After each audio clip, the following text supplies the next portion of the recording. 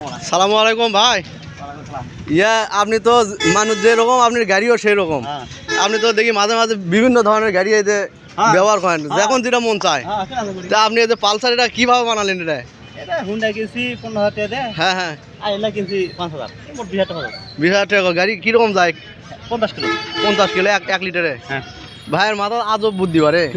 ভাই এই যে ইতিমধ্যে হচ্ছে মোটর সাইকেলের ইঞ্জিন ব্যবহার করে ভ্যান তৈরি করছে। তিনি একজন ব্যবসায়িক, এই অল্প খরচে সেই ভ্যানটা তৈরি করেছে। দেখেন ভালো করে সবাই দেখেন। এই যে খুব একটা নতুন বুদ্ধি আর কি। ভাই আপনার নাম কি হলো তাহলে? মাহাবুর ভাই।